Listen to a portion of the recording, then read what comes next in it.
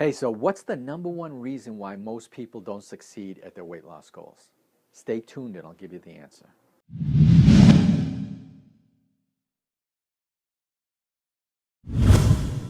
All right, so what's the number one reason why people don't succeed at their weight loss goals? It's really simple. They don't have a compelling why. So, what does that mean? It means this. You need a strong reason why you're doing something in order to do it long term. Because times will get tough. There'll be tests, there'll be roadblocks, there'll be obstacles along the way. And you have to refer back to that strong why to keep you going. So our blog here is about health and wellness. So let me give you a health and wellness example of why you need a strong, compelling why.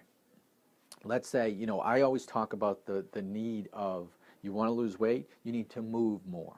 You need to exercise. And for some of you, the only time you can really fit that in and be successful is before work. So maybe you get up an hour earlier than you usually do. Now, that in and of itself is tough because you're used to getting up at a certain time. But let's throw a few more curveballs at you.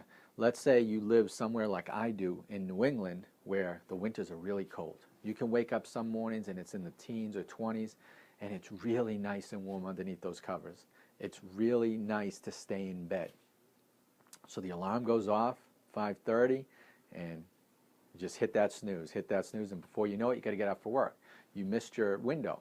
And it's because when you thought about it, you said, well, I don't really feel like getting up. I'm comfortable here. Now, if you had a strong, compelling why that popped into your brain the second that alarm went off, you'd jump out of bed. So, as an example, let's say that you're 30 pounds overweight. You go and see your doctor, and the doctor says you have the first signs of diabetes. Diabetes as a disease long-term shortens lifespans.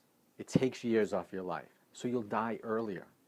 So that's the wake-up call. That's your compelling why now. If I don't take care of this weight loss, if I don't lose this weight and take care of my health problem, I will die earlier. Well, think about that. That compelling why in your brain, when your alarm goes off, it's going to be easy to jump out of bed now because we're talking about whether you survive or not. That's a strong why. Let's say, as another example, maybe your compelling why is you don't like the way you look. And you're trying to lose weight, that same 30 pounds, and it's because you just don't like what you see in the mirror. And it affects you in every aspect of your life. Think of that. Think of how you feel when you look in that mirror. That's your why. Think of that when the alarm goes off and see if that doesn't pop you out of bed. You see, what you need to do is you have to build a strong reason why you're going to keep marching forward towards that goal. Because I will tell you this, the second you set a goal, obstacles will show up. There'll be speed bumps and roadblocks and detours, all kinds of things that are going to try to derail you. And you need to have such a strong why in your brain that you just go right through it. That you go through it during the tough times. It's easy during the easy times, but the tough times is when you need that strong, compelling why to push it forward.